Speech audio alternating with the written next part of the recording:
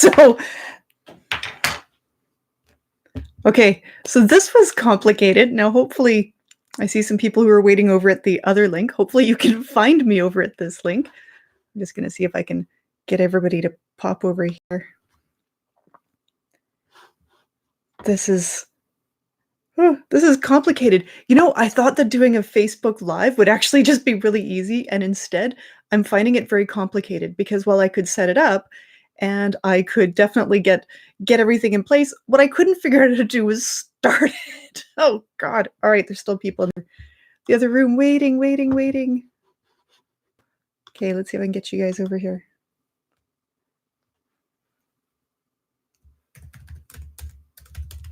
Sorry for the confusion. Can't spell confusion. I've started in a new link.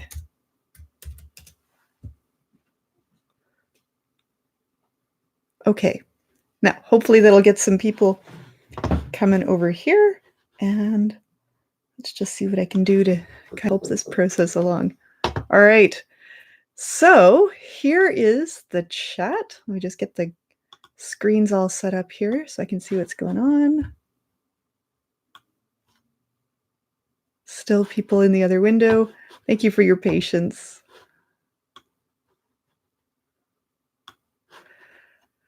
Okay, so other people will either find me or they won't, or they'll see this during the replay. Just one more thing here. You know, it's funny because I'm a tech and I'm having the worst technical difficulties. This is like my second attempt. And hopefully it's even working because I don't even know if it's working. Hello? Am I getting sound? Am I getting audio? I don't even know. Maybe I should just start this again. All right. On the off chance that it's working, hopefully someone will tell me if it's not. I thought that it would be kind of fun to just talk about what the pageant was like. There's been a lot of stuff that happened over the course of this pageant. Okay, let me just get my screens all set up here so I can focus and just look at the camera. Here we go. And, you know, when I re-edit this later, this thing's going to be very funny. All right, so I'm back, and I don't see anybody has joined me. And when I look over at the other link, I see lots of people who are waiting at the other link. So if you ever make it to this link and see the live page, hello, welcome. I'm Charlotte Millington. I am the host of this brand new channel, which is called Pure Charm. Pure Charm, if you haven't been able to kind of figure out where the word charm comes from, my first name is Char, and then my last name is Millington, starts with an M. So when you put Char and M together, you get charm. So that's me. This channel is Pure Charm, and really what it is it's pure Charlotte Millington. So as everybody knows, I was recently in a pageant, and this was my first pageant. So this was an exciting opportunity to kind of learn the world of pageantry and see what makes it tick, what makes it interesting. So what happened in all of this? I learned a lot of things in the pageant, and I know that anybody who's tuning into this channel is hoping that I'm going to talk about the more salacious details of what happened. And I'm just going to say that if you've been following me on Twitter, you know that the pageant had some fairly explosive moments that were quite specific about me, and it was difficult. I'm not going to talk about those. I'm in fact really just going to try to keep those out of most venues. You can always ask me some questions privately and I'll answer what I can, but right now is not the right time to talk about those. But I am going to tell you a little bit about what pageantry was all about for me. I think probably the biggest thing that I can say is that I'm very, very new to the pageant world. I've never been in a pageant. I don't even know that I've ever had an interest in being in a pageant. So this whole thing was just one big lesson the whole way along. So I put a blog post up on charmillington.com, and you can go and read that. And that's kind of what I'm going to base my topic on today. So let me tell you a little bit about what I did learn about the entire pageant scene. Pageantry is an industry. So as an industry, what they're looking for in their contestants and in their winners is somebody who can represent pageantry in the way that best meets the brand. So the pageant that I was in was all about community and all about inspiration and all about how to be a really good person and a really good role model. Now, I personally happen to think that I meet that criteria. However, there were other people in the pageant who met that criteria better. And I'll tell you truthfully, I saw that going into the pageant probably by around the middle of day one. I was pretty certain who would be the successful people in the pageant because there are some people who you look at them and they are magnetic and they're charismatic and they deserve the title and they deserve to be able to work with the brand of well, in particular, the Miss BC pageant, which is the pageant that I just did. So here's the first lesson that I learned about the Miss BC pageant. What I learned is that, or I guess about pageants in general, what I learned is that if you are going to be serious about being a contestant in a pageant, you need to pick your pageants carefully.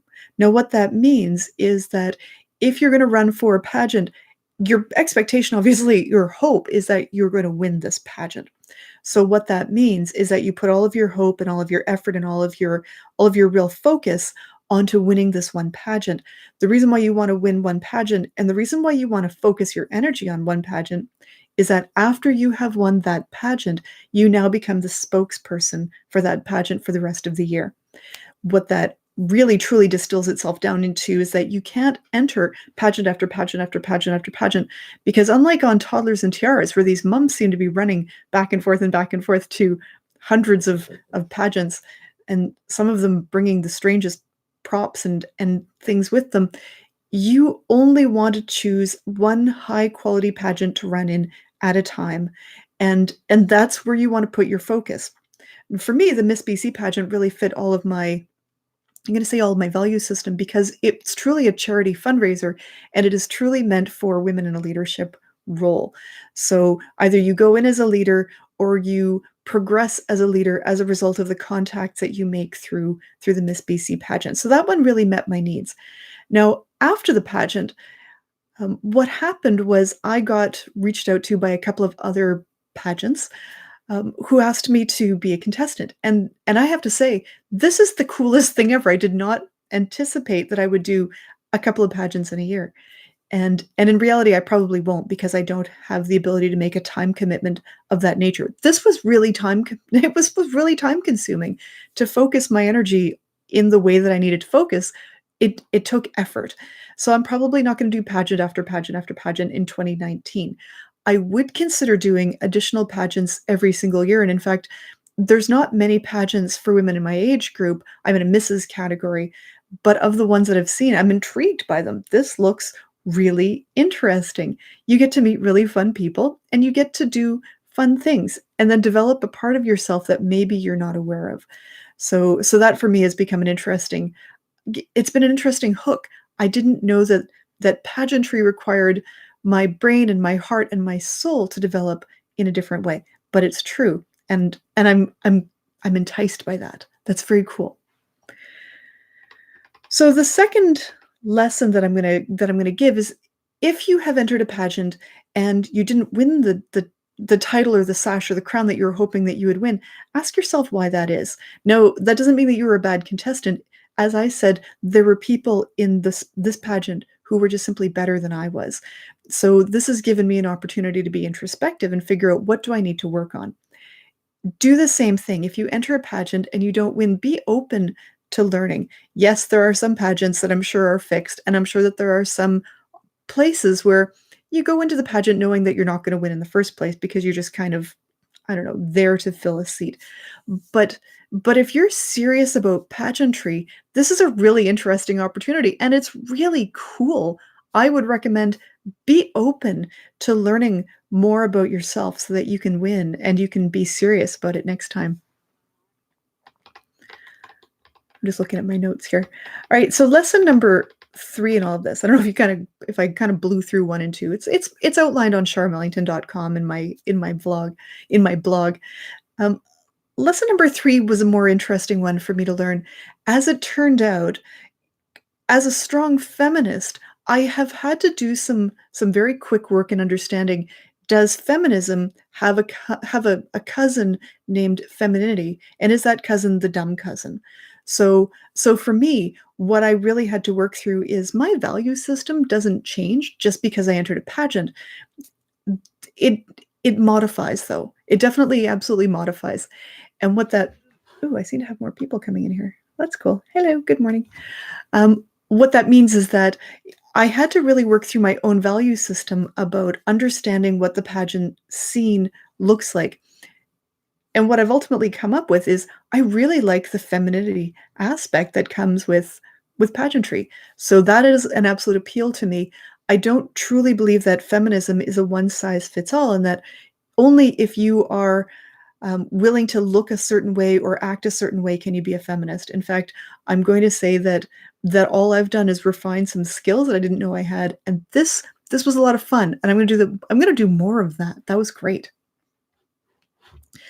Something else that I'm going to move on to, so point number 4, is that you have to train for pageants, and I don't just mean learning to do the walk, learning to sit upright, learning to do pretty feet. There's a thing called pretty feet, and I learned how to do pretty feet. I learned how to stand with my shoulders back, and it was a lot of fun. Here's the other piece of it. These days are really long. Now, in the Miss BC pageant, we start at 7:30 in the morning and we go until 10 or 10:30 at night. No, I don't mean that you're in your car driving at 7:30 in the morning. I mean you are face on, breakfast in your tummy, and you are on stage ready to start going. So you have these really, really long days. Now, in addition to that, we spend a lot of time because our training took place in a school. We spent a lot of time going up one corridor, down another corridor. We were constantly walking. And one of the women in the pageant who was wearing a Fitbit, she calculated that we were doing somewhere between 22,000 and 25,000 steps in a day. Now, I don't know what your step goal is. Mine is 10,000, and I can do 10,000 pretty easily without really putting in a lot of time or effort. But I don't do 20,000, and I certainly don't do 25,000 steps in a day. So I was exhausted by the end of day 1 because I wasn't ready for the endurance that was required. So I'm going to say train like this is a marathon coming up. The next thing is during the pageant, eat.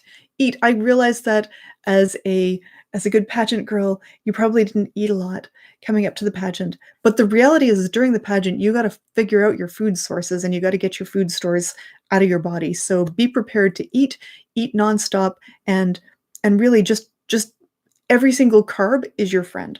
So train like it's a marathon and then eat like it's a marathon because you need the energy and you need the strength. The next one is drink lots of water. I probably don't need to tell you why this is, but I'm going to anyway. So number 1 is you need to stay hydrated because it's good for your body and it's the only way that you're going to be able to continue to maintain those energy stores. Number 2 is it's good for your skin.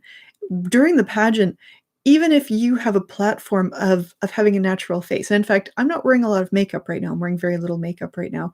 Even if you have a platform of wearing very little makeup, you still need to have your skin look good. And if you're caking on the makeup, which most people do because you want to look your best, and many of the women feel their best once they've put on their foundation that smooths out their skin tone and hides what they don't like about themselves. Your skin is going to take a beating. You got to stay hydrated. So drink your water. Okay, number 7 is before the pageant, you have got to get organized. And I'm going to say this probably a dozen times over. You have got to be organized.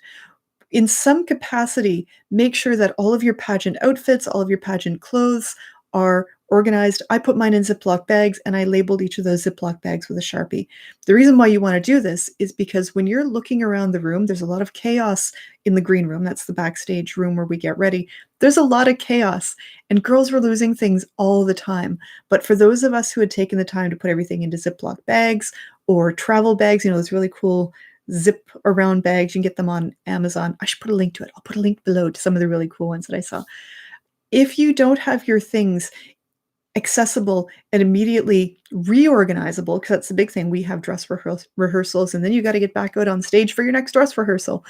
If you don't have everything in a way that you can just simply pick up this package and be ready to go, you're going to be like all of the other girls in the room who were lost all the time. Now, I'm going to say that this was more difficult for the younger girls because probably they're used to having some support or assistance.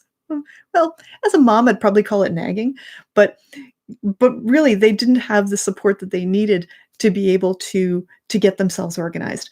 So for the misses, everybody who is in my category, we mostly just sat around and we drank our water and we took naps. Like a power nap, you've only got 5 minutes. You close your eyes, you have a power nap, and it's lovely because we had everything in place.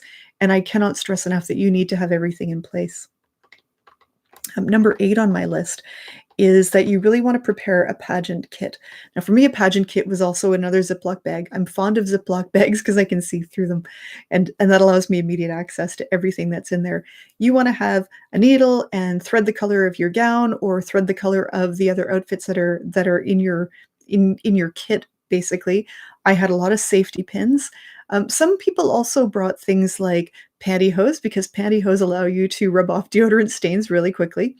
You don't need to wear the pantyhose. You just want to have them so that you can do a quick rub when you've got a deodorant mark on your clothes. Other women had things like clear nail polish because they did wear pantyhose, and that stops the run. It can stop the fray of threads.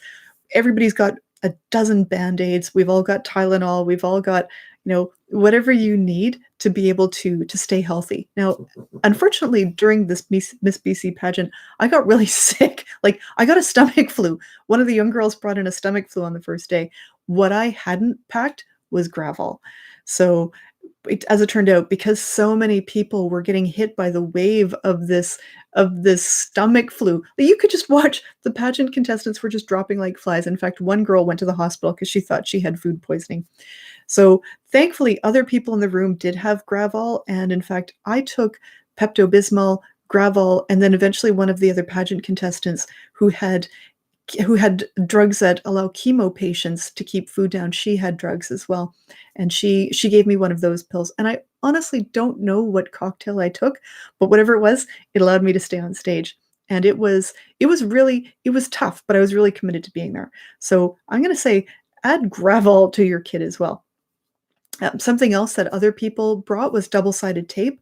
That's super helpful because it allows you to keep your gown in place or any of your costumes in place, particularly if you have a t-shirt that kind of rides up during an opening number, as ours did. The double-sided tape can also be used to hold your sash in place because you're moving. The last thing you want is a sash failure. But for me, I discarded that pretty quickly because my hair kept getting stuck in the double-sided tape. So I just pinned my gown. I pinned the sash to my gown, and that was great. So keep a kit, keep it ready. Now, 9 and 10 are also health related, and for me, they're also really important. So number 9 for me is I cut out all the junk food. In the 6 weeks leading up to the pageant, I cut out all junk food. So no refined sugars, no fats, no crunchy things that don't come from a good source. What I also did was I kind of had a diet that flew in the face of wisdom. Most diets are going to tell you to eat very little fruit because it's very high in sugar, eat mostly vegetables because they keep you full, and then lots of protein. So what I did was I ate very few vegetables because they weren't keeping me full, they were making me hungry, and I was craving sweets. So I had lots of protein, which for me was lots of chicken and some fish, and then I had a ton of fruit. I had an unlimited supply of fruit. I ate so much fruit, I'm actually surprised I didn't get diagnosed with diabetes or something, but it dealt with my maybe I should check my blood sugars before I go on. But here's what happened. I was super healthy. My skin looked amazing. In fact, the skin that you can see now, so not wearing foundation or any powders or anything, this is my natural skin, and I feel like it looks really good. So that's the result of having had this clean eating diet for 6 weeks. There was an interesting side effect for me as well, which was that I lost 10.2 pounds. So in cutting out all junk food from my diet, what I also did was I heavily restricted my diet, which was interesting because apparently I eat that much junk food in my week. Oh, I think I hear a door downstairs. So we might be interrupted in a second. So eat really, really well, eat clean food, and be really mindful that every single thing that you eat keeps your skin looking good, and it keeps you feeling really good as well because you need those energy stores to keep going. All right. So the last thing is about sleep. Leading into the pageant, you absolutely must get enough sleep. So as you're coming in, this is not the time to cut loose and have a great party. What this means is that as you're coming into the pageant, you want to make sure you're getting 8 to 10 hours of sleep every single night so that your body is as rested as it can be. And then in the evenings, when the pageant is done, so ours finished at 10:30 at night, and then we started again at 7:30 in the morning. We still had driving time to the hotel. You still have to shower and take off your makeup and your hairspray and whatever else you got going on. What that meant was it really only left a window of about 7 hours of sleep. So I got to tell you, the best thing that you can do is unplug from social media, maybe even for the entire pageant weekend, because your sleep is so precious, and it's not like you can make it up at some point during the pageant. There's not time for that. So take good care of your body. Make sure that you get all of the sleep that you can. Don't stay awake late at night. Don't be tempted into checking just one more tweet, finding out what's going on. You got to get your rest. So those are my top tips. Uh, as I said, there was a lot going on during the pageant weekend, and it was a ton of fun. Unfortunately, I didn't win a title. I don't know if I said that at the outset. I didn't win a title, but I was also okay with that because not only did I give it my all, I gave it my all with a stomach flu on stage. So I feel pretty good about my participation, and I'm going to definitely do it again. So this was a 20-minute show, which is the longest show that I have ever done. I'm going to stop there. I'm going to say have a really great day, and I will see you again in the next live video. Thanks. Bye, everyone. Bye. Oh, one more thing. If you like this video and you're curious about what it is that I do, make sure that you hit the like button. That's the thumbs up button. Make sure that as well you hit the subscribe button, because then you'll always get notification of when I'm going live. So have a really great day, and we will talk again soon. Bye. Do I want to end my stream? Yes, I do. Don't know if it's ending. Do I want to end it? Yes. There we go.